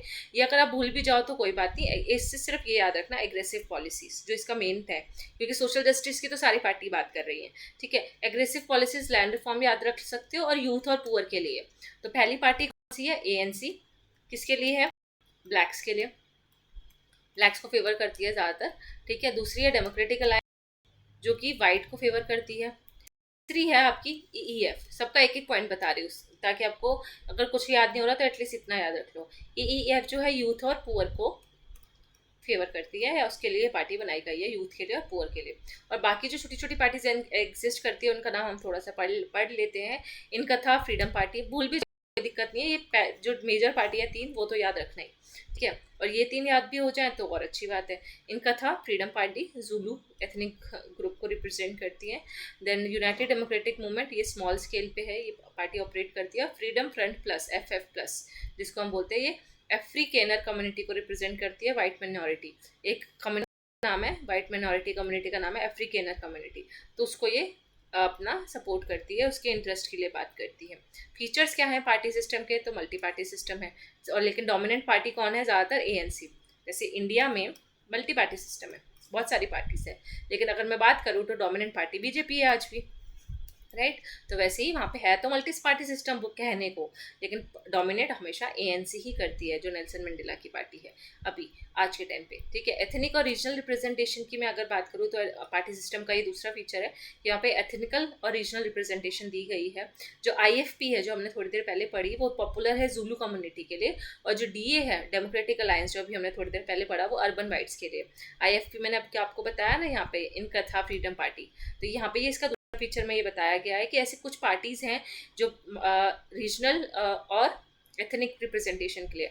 रीजनल देखो, रीजनल क्या है, यहाँ पे रीजनल है जुलू कम्युनिटी, और एथनिक अगर मैं बात करूँ तो क्या, यानी कि अर्बन वाइट्स की। तो देखो यहाँ पे रीजनल रिप्रेजेंटेशन के लिए भी पार्टीज हुई हैं, और ऐसी पार्टीज भी है जो एथनिक रिप्रेजेंटेशन के लिए है, तो ये इसका दूसरा फीचर हो गया। देन कुछ पार्टीज ऐसी हैं जो प्रोपोर्शनल रिप्रेजेंटेशन सिस्टम है, यहाँ पे ये भी पार्टी सिस्टम का एक फीचर है। वैसे ये इलेक्टोरल सिस्टम का फीचर है, ये गलती से उन्होंने यहाँ लिख दिया है, जिसको इलेक्टोरल सिस्टम का फीचर माना, ना कि पार्टी सिस्टम का। यहाँ पे PR सिस्टम है। PR सिस्टम आपको पता है ना कि जितनी नंबर ऑफ सीट्स किसके आधार पर मिलती है, जितनी पॉपुलेशन होगी, तो यहाँ पे जो नंबर ऑफ सीट्स है किसके आधार पर मिलती है, वोट परसेंटेज। जैसे इंडिया में सबसे ज़्यादा सीट्स किसके पास है, UP के पास है ना, 80 कुछ सीटें हैं, और सबसे कम आपके नॉर्थ ईस्ट के स्टेट्स के पास हैं, तो वो किसके आधार पे होती है, पॉपुलेशन के आधार पर। तो उसको हम बोलते हैं प्रोपोर्शनल रिप्रेजेंटेशन, कि जितनी ज़्यादा पॉपुलेशन उतनी ज़्यादा सीट्स। तो वैसे ही यहाँ पे जो है, यहाँ पे भी प्रोपोर्शनल रिप्रेजेंटेशन है, डिपेंडिंग अपॉन सबसे ज़्यादा सीट्स उसके पास होंगी जिसका सबसे ज़्यादा वोटिंग परसेंटेज होगा, जिस पार्लियामेंट का, ठीक है। पार्लियामेंट में मतलब पार्लियामेंट में सबसे ज़्यादा वोटिंग परसेंटेज जिस मतलब उसका होगा स्टेट का, तो उसके पास सबसे ज़्यादा नंबर ऑफ सीट्स वहाँ मिलती हैं। और जो स्मॉलर पार्टीज़ होंगी, मतलब उस पार्टी को नंबर ऑफ सीट्स उस आधार पर मिलेंगी, वोटिंग परसेंटेज के आधार पर। जैसे कि आपको ANC है, DP है आपका, डेमोक्रेटिक अलायंस, IFP है, और थोड़ी अपनी जितने भी हमने भी पढ़ी, ठीक है। इन सबको मान लो अगर ANC को मिल रहे हैं 80% वोट, को उनके इलेक्शन में उसको मिले 20% वोट, IFP को कुछ 10% वोट्स मिले हैं टोटल में से, ठीक है। तो सबसे ज़्यादा वोट तो इसको मिले ना, तो सबसे ज़्यादा वोट परसेंटेज इसका है, तो इसको सबसे ज़्यादा सीटें पार्लियामेंट में मिलेंगी। मान लो अगर 100 सीटें हैं तो 100 में से, क्योंकि 100 का 80% 80 होता है, तो 80 सीटें ANC को मिलेंगी, 20 सीटें पार्लियामेंट में DA को मिलेंगी, और 10 सीटें IFP को मिलेंगी। तो आई होप आपको मतलब अब समझ आया होगा कि जिसका सबसे ज़्यादा वोटिंग परसेंटेज होगा उसको उतनी ज़्यादा सीटें मिलेंगी। ऑल्दो इंडिया के केस में प्रोपोर्शनल रिप्रेजेंटेशन हम मैंने आपको एग्जांपल दिया, वो अलग एग्जांपल था। Then participation of youth and women, तो ANC और EEF जो है वो यूथ और वुमेन के लिए। जैसे यूथ के लिए मैंने आपको बताया था, यूथ और पुअर के लिए कौन सी पार्टी है, पीछे ऊपर हमने अभी डिस्कस भी किया था, कहाँ गया, ये रही EEF है ना। तो वैसे ही वुमेन के लिए भी है, तो ये हो गया आपका EEF, ये लिखी EFF जो भी है, ठीक है। EFF आपके यूथ और पुअर के लिए, और वुमेन के लिए आपके ANC भी है। तो ये ऐसी पार्टिसिपेशन ऑफ यूथ और वुमेन भी पार्टी सिस्टम का एक फीचर है। ये ऐसी पार्टीज भी हैं जो यूथ और वुमेन या पुअर पे भी फोकस करती हैं। इलेक्टोरल सिस्टम की मैं बात करूँ तो वहाँ पे इलेक्शंस कैसे होते हैं साउथ अफ्रीका में, तो PR सिस्टम से होते हैं, जो मैंने आपको भी बताया, अभी आपको समझाया भी कि कितने % वोट होंगे, जिसके ज़्यादा वोट्स होंगे तो उतने आपको मिलेंगे। जैसे 10% वोट है तो आपको 400 सीटें हैं, तो 400 का 10% कितना होता है, 40, ऐसे निकालते हैं ना, 400 का 10%, ये कटा इससे, तो 4 टाइम 40 है ना, तो 40 होता है 400 का 10%। तो जिसको 10% वोट मिले, तो मतलब आपको अगर 40 मिले हैं तो आपको 40 इसके मिलेगी, मतलब 40 सीटें मिलेंगी अगर 10% वोट मिले हैं तो, ऐसा, ठीक है। जो हमने अभी डिस्कस किया वो यहाँ पे सेम लिखा हुआ है। नेशनल असेंबली इलेक्शंस यहाँ पे होते हैं। तो इलेक्शंस किसके बीच में, पार्लियामेंट में बाई कैमरल है। पहले देखो ट्राई कैमरल हुआ करती थी, जब नेल्सन मंडेला वगैरह नहीं आए थे, ट्राई कैमरल पार्लियामेंट थी, वाइट्स थे, बताया था ना मैंने आपको। अभी बाई कैमरल, ये याद रखना, कहीं अभी भी ट्राई कैमरल याद रखो। वाइट्स थे, कलर्ड थे, और एक एशियन, इन तीनों के लिए पार्लियामेंट थी जो ट्राई कैमरल थी। फिर लेकिन नेल्सन मंडेला जी आए, 1994 में अपार्थाइड खत्म हुआ, ब्लैक्स को भी राइट्स मिले, तो अब पार्लियामेंट का ये स्ट्रक्चर नहीं है, पार्लियामेंट का बाई कैमरल स्ट्रक्चर है। एक कौन, जैसे यहाँ पे लोकसभा राज्यसभा है, वहाँ पे नेशनल असेंबली है और दूसरी नेशनल काउंसिल ऑफ प्रोविंसेस है। ठीक है, तो ये दो वहाँ पे एग्जिस्ट करती हैं। जो नेशनल असेंबली के जो इलेक्शंस है वो पीआर के माध्यम से होते हैं, जिसमें वोटर्स जो है वो पार्टीज के लिए वोट करते हैं नेशनल और प्रोविंशियल यानी कि आपका स्टेट लेवल पे। जो वोटर्स हैं, मतदाता, वो मत देते हैं अपना स्टेट और राष्ट्रीय स्तर पर। ठीक है, पीआर सिस्टम के माध्यम से। पीआर सिस्टम मैंने आपको समझाई दिया। वोटिंग प्रोसेस होता है, वोटर्स जो है पार्टी के लिए वोट करते हैं, इंडिविजुअल कैंडिडेट्स के लिए नहीं कि अच्छा उस पार्टी से जो कैंडिडेट खड़ा है उसके लिए वो वोट कर रहे हैं, नहीं, उस पार्टी के लिए वो वोट करते हैं। तो पार्टी के लिए वहाँ वोट होता है। इसको ये पॉइंट को अच्छे से याद रखना है कि कैंडिडेट्स के लिए नहीं, पार्टी के लिए बिहाफ पे वोट किया जाता है। पार्टीज जो है अपनी प्रायोरिटी लिस्ट रिलीज करती हैं इलेक्शन से पहले, और उसके आधार पर इलेक्टेड रिप्रेजेंटेटिव्स जो हैं वो सिलेक्ट किए जाते हैं कि किस कैंडिडेट को किस पार्टी से खड़ा करना है। वो कैसे डिसाइड होता है कि वो इलेक्शन से पहले अपनी एक प्रायोरिटी लिस्ट जनरेट करते हैं हर पार्टी, और फिर कि हम ये हमारे पार्टी के अंदर ये 4 मेंबर हैं, ये हमारे प्रायोरिटी में है, फिर इन 4 में से किसी 2 को टिकट मिल जाएगी उस पार्टी से, या एक को टिकट मिलेगी उस पार्टी से लड़ने की, उस पर्टिकुलर जिला से लड़ने की। ठीक है, इंक्लूसिवनेस होता है, रिप्रेजेंटेशन मिलता है। ठीक है, पार्लियामेंट में सबको इक्वली रिप्रेजेंट किया जाता है, हर पार्टी को इक्वल मौका दिया जाता है। इलेक्शंस, अगर मैं प्रोविजनल असेंबली, देखो दो असेंबली है ना, मैंने आपको बताया पार्लियामेंट में, एक नेशनल असेंबली है, दूसरा प्रोविंसेस के लिए असेंबली है, नेशनल काउंसिल ऑफ प्रोविंसेस जिसको हम बोलते हैं। तो नेशनल असेंबली के तो इलेक्शन मैंने आपको बता दिया पीआर सिस्टम से होते हैं। वोटिंग प्रोसेस में प्रायोरिटी लिस्ट निकाली जाती है, फिर उनमें से एक रिप्रेजेंटेटिव को सेलेक्ट किया जाता है इलेक्शन लड़ने के लिए। ठीक है, फिर इंक्लूसिवनेस और रिप्रेजेंटेशन होता है कि हर आइडियोलॉजी को इक्वल रिप्रेजेंटेशन दिया जाता है, पार्लियामेंट में अधिकार दिया जाता है कि हर छोटी से छोटी पार्टी भी इलेक्शन लड़ सके। ठीक है, प्रोविंशियल असेंबली हो गया नेशनल असेंबली का। अब प्रोविंशियल असेंबली की अगर मैं बात करूँ तो यहाँ पे 9 प्रोविंसेस है, याद रखना, इंपॉर्टेंट डाटा है। है एंड ईच हर प्रोविंसेस की एक खुद की असेंबली होती है। ठीक है, सेम वही पीआर सिस्टम फॉलो किया जाता है प्रोविंशियल लेवल पे भी, जो मैं नेशनल लेवल पे सिखाया वही स्टेट लेवल पे भी फॉलो किया जाता है। यहाँ पे प्रोविंशनल होती है, वहाँ पे सेंटर लेवल पे, जैसे हमारे यहाँ पे सेंटर लेवल पे वोटिंग होती है ना, अब यहाँ पे स्टेट, अभी जैसे स्टेट के इलेक्शंस चल रहे हैं अलग अलग, तो यहाँ पे स्टेट लेवल पे फिर वोटिंग होती है। ठीक है, सेम टाइम दोनों का साइमल्टेनियसली चलता है। जब सेंटर वोटिंग होगी तभी स्टेट लेवल पे भी इलेक्शंस होंगे, जब सेंटर के इलेक्शन होंगे लेवल के भी इलेक्शन होंगे सेम टाइम पे। सिलेक्शन ऑफ प्रीमियर मतलब जो वहाँ का प्रेसिडेंट, बेसिकली प्रोविंशियल असेंबलीज जो है वो इलेक्ट करेंगी premier of the province, who is head of the province. Premier का यहाँ पे मतलब है हेड। ठीक है, तो हेड जो होगा, प्रोविंस मतलब क्या, स्टेट, जैसे हम यहाँ पे स्टेट बोलते हैं उसको वहाँ प्रोविंस बोलते हैं, सिंपल। राज्य बोलते हैं वो प्रोविंस बोलते हैं, बात तो वही है। तो जो स्टेट है, स्टेट का जो हेड है वो इलेक्ट किया जाता है, सिलेक्ट किया जाता है प्रोविंशियल असेंबलीज के द्वारा। देन लोकल इश्यूज़ पे फोकस किया जाता है इलेक्शंस के टाइम पे, रीजनल पॉलिटिक्स पे, लोकल इश्यूज़ पे, कि उस पर्टिकुलर मुद्दे से रिलेटेड। ठीक है, और क्योंकि नेशनल लेवल के मुद्दे अलग होंगे, लोकल लेवल के और रीजनल लेवल के मुद्दे अलग होंगे, तो ये जो वहाँ के जो प्रायोरिटी होती है वो लोकल मुद्दों पे होती है इलेक्शंस के टाइम पे। और जब नेशनल असेंबली के इलेक्शन होते हैं तो उसकी प्रायोरिटी नेशनल लेवल की पॉलिटिक्स पे होती है, नेशनल लेवल के मुद्दों पे होती है। फिर लोकल गवर्नमेंट के इलेक्शन होते हैं, 3 स्तर है ना, मैंने आपको बताया। तो नेशनल लेवल के इलेक्शन और पार्लियामेंट पे तो चले ये दोनों आ गए, तीसरा लेवल भी है लोकल लेवल। ठीक है, लोकल लेवल में जो लोकल गवर्नमेंट है उसके वहाँ पे मिक्स सिस्टम फॉलो होता है, ये very very important. Mix system का मतलब है कि आपका यहाँ पे proportional representation and majority system दोनों को मिला के ये सिस्टम फॉलो होता है लोकल लेवल पे इलेक्शंस जब होते हैं, जैसे यहाँ पे पंचायत के इलेक्शंस होते हैं ना, वैसे ही। तो पीआर सिस्टम भी फॉलो होगा, जो मैंने आपको भी पीछे बताया कि पीआर का मतलब क्या है, कितने % क्या, जो भी मैंने पूरी कहानी बताई। और मेजॉरिटी सिस्टम भी फॉलो होगा, मतलब एफपीटीपी जिसको हम बोलते हैं। तो दोनों का मिक्स मिला के लोकल लेवल के इलेक्शंस होते हैं, जिसमें half of the representatives are elected through ward based majority system. तो जिसमें से जो आधे रिप्रेजेंटेटिव्स हैं वो वार्ड मेजॉरिटी से इलेक्ट होते हैं। वार्ड बेस्ड मतलब जैसे हम बोलते हैं ना, यहाँ पे मुंसिपल और अलग अलग वार्ड होते हैं ना, वार्ड ए, वार्ड बी, ब्लॉक्स होते हैं, जो अलग अलग वार्ड में आपके इलेक्शंस होते हैं ना, ये म्यूनसिपैलिटी के इलेक्शन वार्ड वाइज होते हैं, ये तो आपको पता होगा। ठीक है, सो आपके वहाँ पे भी ऐसा ही होता है। तो वार्ड बेस्ड मेजॉरिटी, जो इस वार्ड में से जिसकी मेजॉरिटी आई वो जीत गया, इस वार्ड में से जिसको सबसे ज़्यादा वोट मिले वो जीत गया, ऐसे होते हैं। ठीक है, तो यहाँ पे मेजॉरिटी वाइज हो गया एक तरीके से। ठीक है, मतलब हाफ तो ऐसे इलेक्ट हो जाएंगे। और where the candidate is most vote is elected, जो जिसको सबसे ज़्यादा वोट मिलेंगे, मेजॉरिटी का मतलब ही वही होता है, जिसको सबसे ज़्यादा वोट मिले वो इलेक्ट हो जाता है। और जो रिमेनिंग हाफ होते हैं, तो आधे रिप्रेजेंटेटिव तो ऐसे इलेक्ट हो जाते हैं मेजॉरिटी से, और जो आधे दूसरे जो रिप्रेजेंटेटिव्स हैं वो पीआर सिस्टम के बेसिस पे इलेक्ट किए जाते हैं। ठीक है, सो मतलब जैसे मान लो कि 100 सीट्स हैं पंचायत की, तो पंचायत की 50 सीटें तो मेजॉरिटी से फुल होंगी, बाकी 50 सीटें जो इलेक्शन के लिए, जो इस 50 जो इलेक्शन लड़ेंगे वो पीआर सिस्टम से फिल होंगी, और इससे इन 50 सीटों के लिए जो इलेक्शंस लड़े जाएंगे वो आपका मेजोरिटी से फिल होंगी, वार्ड के बेसिस पे कि किस वार्ड से कौन जीता। ठीक है, और यहाँ पे लोकल इश्यूज पे फोकस किया जाएगा। लोकल इश्यूज जैसे town planning, service delivery, infrastructure जैसे मुद्दे, तो यहाँ पे ये फोकस किया जाएगा। इलेक्शन कमीशन और मैनेजमेंट की मैं बात करूँ तो यहाँ पे जैसे हमारी इंडिया की इलेक्शन कमीशन को हम क्या बोलते हैं, election commission of India, ECI से डोनेट करते हैं ना, डिनोट करते हैं सॉरी। तो वैसे वहाँ पे independent electoral commission of south Africa, तो उसकी वहाँ की इलेक्शन कमीशन का नाम क्या है, इंडिपेंडेंट इलेक्टोरल कमीशन। ठीक है, जो कि मैनेज इलेक्शंस को कंडक्ट करवाती है, सारा इलेक्शन को मैनेज करने का काम इसका होता है। ये इंडिपेंडेंट जो है ये वोटर रजिस्ट्रेशन से लेकर सब कुछ, अब कैंपेन चलाना, फेयरनेस को इंश्योर करना, इलेक्शन से रिलेटेड कोई कंप्लेंट आ रही है, कोई लड़ाई डिस्प्यूट हुआ है इलेक्शन प्रोसेस से रिलेटेड, उसको मॉनिटर करना, उसको रिजॉल्व करना उस मुद्दे को, ये सारे इस इलेक्शन कमीशन के काम होते हैं। तो अगर इलेक्टोरल सिस्टम पे आपका क्वेश्चन आता है तो इलेक्शन कमीशन के क्या क्या रोल है वो भी आपको समझाना है, और क्या क्या कैसे वहाँ पे इलेक्शंस होते हैं वो भी समझाने हैं।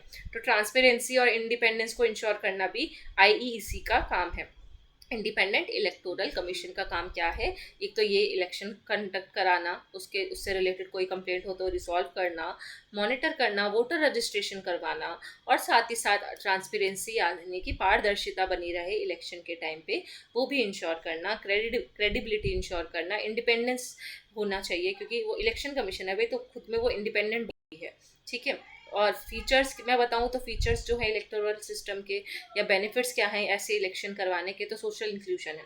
ये देखो, प्रोपोर्शनल रिप्रेजेंटेशन सिस्टम का फायदा होता है कि आप सबको फिर समावेशी तरीके से कर सकते हो। जिसको % वोट मिले तो भाई जस्टिस है, ये तो अच्छी बात है ना, कि जिसको कम वोट मिले तो उसको कम सीटें दो।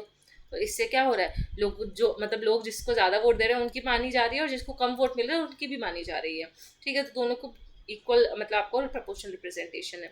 स्मॉलर पार्टीज को भी इसमें आने का फायदा होता है, क्योंकि जैसे मान लो छोटी पार्टीज है, लेकिन छोटी पार्टी है तो क्या हुआ, चाहे कम % वोट आएंगे, चाहे उसको 10% वोट मिले, तो 5 सीटें तो कम से कम उसको मिल जाएंगी ना। या अगर 100 सीटें, 100 में से 10 सीटें तो उसको मिल जाएंगी, चाहे 100 की 100 सीटें ना मिले, तो एटलीस्ट थोड़ा बहुत तो वो अपना जो भी अपना आइडियोलॉजी है वो रख सकते हैं। तो ये एक अच्छी बेनिफिट है इसका।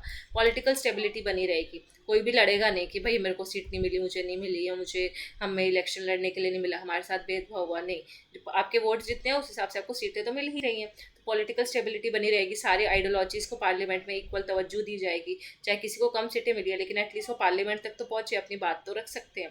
पीस और डेमोक्रेसी का एक ये सिंबल है इलेक्टोरल सिस्टम। वहाँ के 1994 के बाद जितने भी इलेक्शन हुए वो मल्टी रेशियल थे, मतलब हर कोई उसमें पार्टिसिपेट कर सकता था, सारी कम्युनिटी इलेक्शन वोट, अब ब्लैक्स भी जो है वो वोट देते हैं। चैलेंजेस की मैं बात करूँ तो कैंडिडेट और वोटर्स के बीच में बहुत ज़्यादा डिस्टेंस होता है। जो मतलब वोटर है यानी कि हम, और कैंडिडेट जो इलेक्शन लड़ रहा है, इन दोनों का जो आपस का रिश्ता है वो वीक है, वो डायरेक्ट लिंक नहीं है। ठीक है, वो एक पार्टी के, क्योंकि यहाँ पे इंडिविजुअल कैंडिडेट्स को हम वोट नहीं कर रहे हैं ना, हम यहाँ पे पार्टी को वोट कर रहे हैं। और जो विचारधारा होगी, अब मान लो एक पार्टी है जो यूथ और पुअर की बात करती है, लेकिन उसमें से कोई बंदा ऐसा है, उस पार्टी का जो कैंडिडेट है वो यूथ और पुअर की तो बात करता है, लेकिन साथ ही साथ वो ब्लैक को भी सपोर्ट करता है। ठीक है, वो बहुत अच्छा है। जैसे कि मैं इस पार्टी में हूँ, लेकिन मेरे का एक ब्लैक की तरफ भी सॉफ्ट कॉर्नर है कि नहीं, मैं अगर मैं जीतूंगी तो मैं उनके लिए भी काम करूंगी। लेकिन ये हमें तो, मुझे पता है ना कि मैं अच्छी हूँ, मैं इसके लिए काम करूंगी। ठीक है, लेकिन ये वोटर्स को नहीं पता ना। वोटर्स तो ये सोचेंगे कि इस अभी अगर इस पार्टी को हम जिताते हैं तो ये यूथ और पुअर के लिए काम करेगी, हमारे लिए नहीं, तो हम फिर इस पार्टी को वोट नहीं करेंगे, दूसरे को वोट कर देंगे। तो एक डिस्टेंस क्रिएट हो जाता है। पार्टी लीडरशिप जो है बहुत डोमिनेट रोल प्ले करती है। ठीक है, देन स्मॉल पार्टीज़ का जो इन्फ्लुएंस है वो इतना नहीं हो पाता, तो ये भी एक चैलेंज है कि जो स्मॉल पार्टीज़ है वो इतना बढ़ चढ़ कर सामने नहीं आ पाती। करप्शन है, ठीक है, कि मतलब वोट एक्सचेंज हो जाता है, वोट खरीद लिए जाते हैं लोकल लेवल पे, प्रोविंशियल लेवल पे। ठीक है, तो करप्शन तो होता ही है इलेक्शंस के टाइम पे। तो ये कॉमन सेंस वाले चैलेंजेस है जो आपको मतलब एक एक समझाने नहीं है, सिर्फ ये आपको वर्ड हेडिंग लिख लेनी है चैलेंजेस की। ठीक है, जैसे डोमिनेंस ऑफ पार्टी लीडरशिप की, पार्टी लीडरशिप का बहुत इन्फ्लुएंस होता है सिलेक्शन प्रोसेस पे। ठीक है, डिस्टेंस है, स्मॉल पार्टीज़ का इन्फ्लुएंस जो है पहले प्रोपोर्शनल रिप्रेजेंटेशन की वजह से उनको पार्लियामेंट में जगह तो मिल जाती है, लेकिन वो अपनी सरकार बनाने में असक्षम रहते हैं।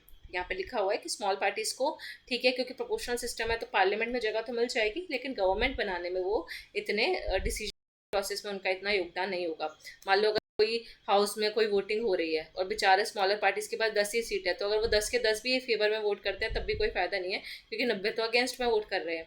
तो डिसीजन मेकिंग प्रोसेस में इतना बढ़ चढ़ कर हिस्सा नहीं ले पाते हैं, करप्शन होता है। और एफर्ट्स क्या कर सकते हैं हम, इलेक्टोरल सिस्टम में कैसे सुधार ला सकते हैं, तो हम डायरेक्ट रिप्रेजेंटेशन कर सकते हैं। ये सजेशंस में आप दे सकते हो लास्ट में कि प्रपोर्शनल रिप्रेजेंटेशन के साथ साथ हम डायरेक्ट रिप्रेजेंटेशन की बात कर सकते हैं, जिसमें वोटर्स और रिप्रेजेंटेटिव्स को आपस में लिंक किया जाए जिसकी कमी है। देन परफॉर्मेंस बेस्ड सिस्टम होना चाहिए, अकाउंटेबिलिटी होनी चाहिए, मतलब परफॉर्मेंस बेस्ड मतलब अकाउंटेबिलिटी, ट्रांसपेरेंसी होनी चाहिए।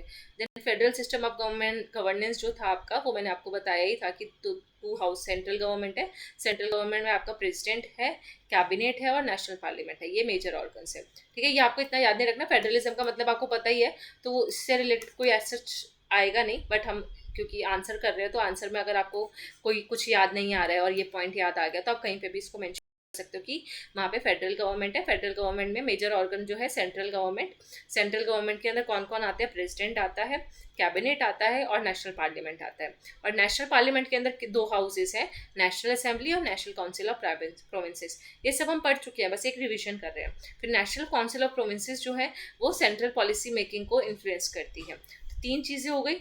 ऐसे आप इसके ऊपर ये वाला जो पैराग्राफ है ये आपको माइंड मैप में बहुत अच्छा हेल्प कर सकता है कि आप इससे समझा दो। फेडरलिज्म लिख दिया हेडिंग, यहाँ पे समझा दिया सेंट्रल गवर्नमेंट, उसके अंदर 3 पार्ट समझा दिए, कौन कौन से, प्रेसिडेंट, कैबिनेट और आपका नेशनल पार्लियामेंट। फिर नेशनल पार्लियामेंट के अंदर 2 पार्ट समझा दिए, नेशनल पार्लियामेंट के अंदर क्या क्या आता है, नेशनल असेंबली और नेशनल काउंसिल ऑफ प्रोविंसेस। और जो नेशनल काउंसिल ऑफ प्रोविंसेस है यहीं पे आपने ब्रैकेट में लिख दिया कि ये सेंट्रल पॉलिसी मेकिंग को इन्फ्लुएंस करती है। तो एक ही स्ट्रक्चर माइंड मैप हो गया और आपका पूरा आंसर कंप्लीट हो जाएगा अच्छे से। ठीक है, जिसमें आप लास्ट में ये सारे पॉइंट्स बता सकते हो। राइट टू ऑटोनॉमी है प्रोविंसेस के पास, ठीक है, जो वहाँ के स्टेट्स हैं उनके पास खुद के पास ऑटोनॉमी है, सेल्फ गवर्नेंस का उनके पास राइट है। ऑटोनॉमी मतलब वो खुद के डिसीजन खुद ले सकते हैं, सेल्फ गवर्न कर सकते हैं अपने रीजनल मुद्दों पे। यहाँ पे तो कुछ कॉन्करेंट लिस्ट है ना कि कुछ मुद्दे ऐसे हैं जैसे एजुकेशन, हेल्थ, इस पे सेंटर भी कानून बना सकता है, लेकिन वहाँ पे ऐसा नहीं है।